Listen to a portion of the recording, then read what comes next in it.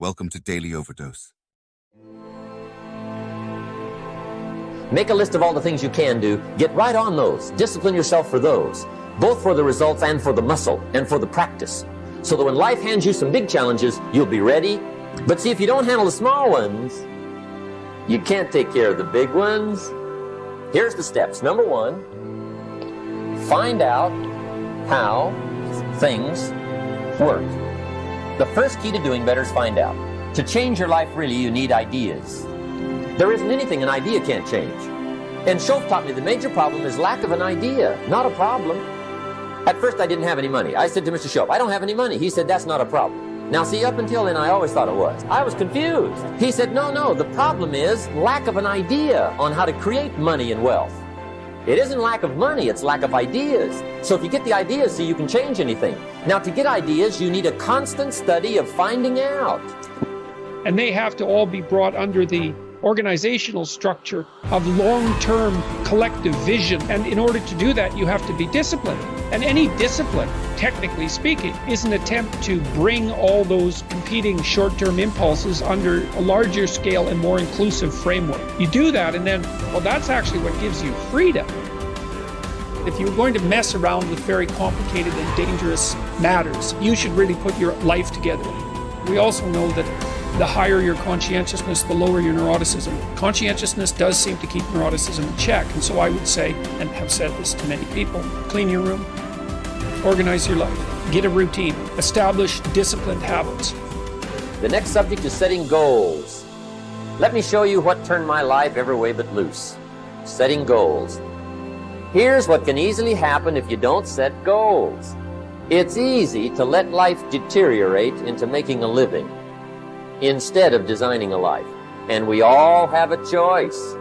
Make a living or design a life. It's easy to get trapped by economic necessity. But the best advice I can give you on how to break out of that trap is to learn how to set goals. Mr. Schoaf put it to me this way. He said, Jim, if you had enough reasons, you could do the most incredible things. If you have enough reasons. Write down your why. What are you doing this for in life? Your why should be something so big that it changes the whole outlook on how things are with you and your purpose. Think about your passion. Think about your opportunities. And that's how you find your purpose. When that why meets up with your passion, your opportunity, and your purpose, then you'll find out.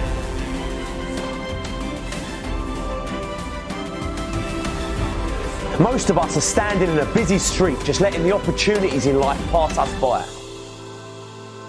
We're waiting for the perfect situation, the perfect circumstances, the perfect opportunity, the perfect time. There's never going to be a perfect time or the perfect moment.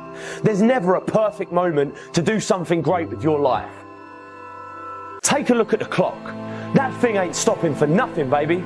It's going to keep ticking, keep moving, keep passing you by all the time you're waiting for it to read perfect o'clock. You have to take action now. Whatever that goal is, whatever that dream is that you're holding in your mind, now is the time. Forget all your excuses. Forget all your problems. Not tomorrow, not next week, but right here, right now. Why keep looking around at people that are where you want to be, living the type of life you want to live? Look at that place where they are and say to yourself, now is my time. Now is my moment. Now is your moment. Today is that day. I want you to be terrified of sitting on the sidelines and doing nothing. Waking up in 6 days or 6 weeks or 6 years or 60 years and being no closer to your goal. You've made no progress. That is the nightmare. Do the extra repetition, run the extra mile, go the extra round, make the right choices. Give the full measure. Fight back. Go down swinging. Give every day everything you've got. Embed that long-term goal in your mind. Burn it into your soul. I got here not because I'm the strongest, not because I'm the fastest, Not because I'm the best. I never stopped fighting. It got harder and it got harder. And it seemed the further I climbed, the harder it got. But I didn't stop. I didn't quit. I just kept fighting and fighting and fighting. Think about it, write about it, talk about it, hang it up on your wall, but most important, do something about it every day. Every day, do something that moves you toward that goal, that keeps that goal alive and in sight and in focus. Do what you say, mean what you say, follow through for something for one time in your life. One time.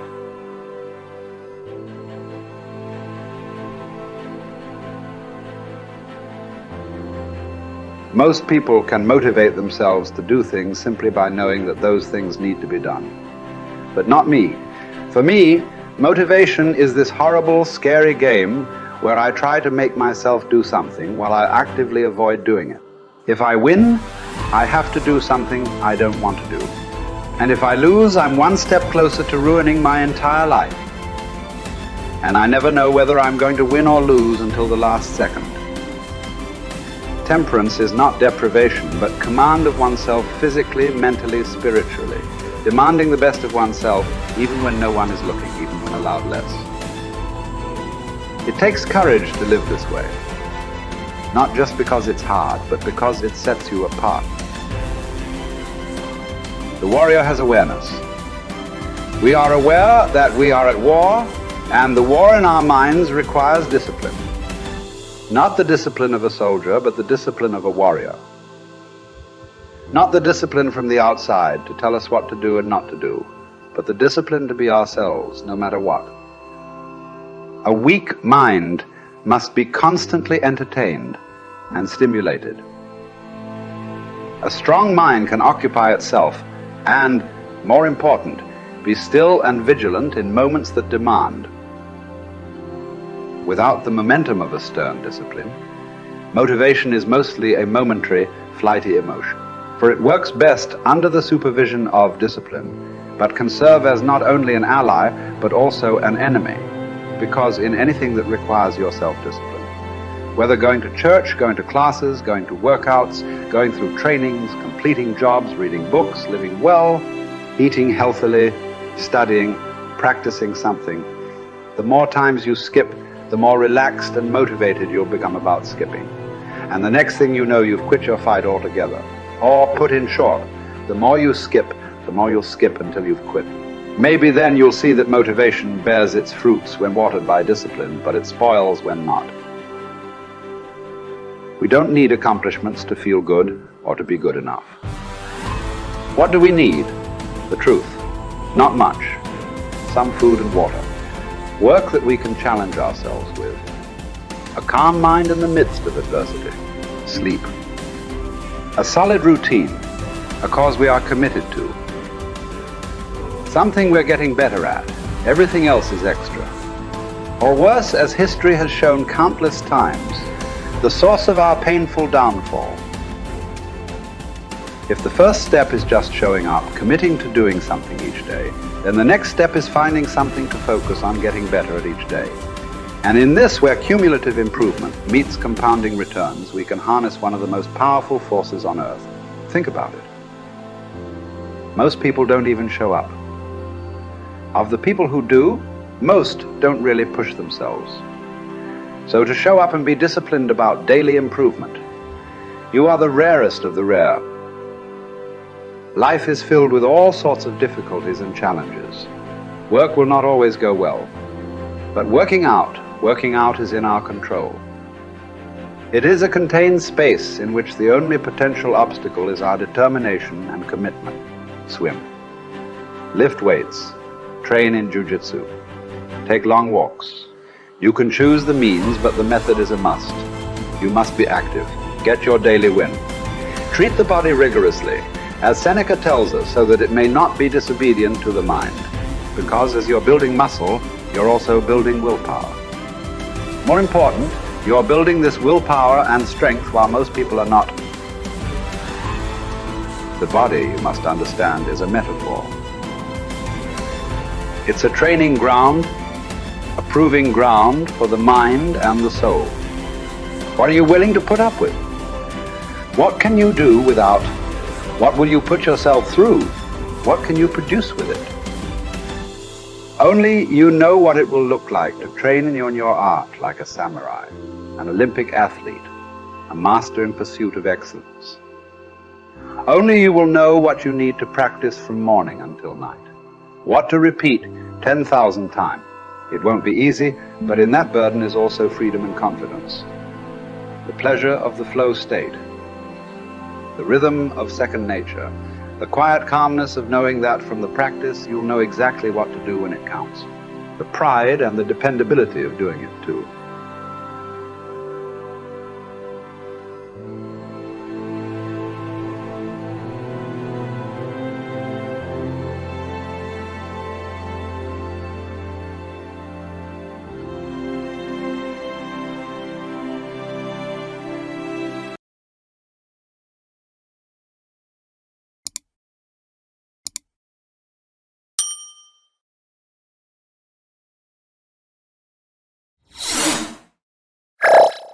Thank you for watching our videos.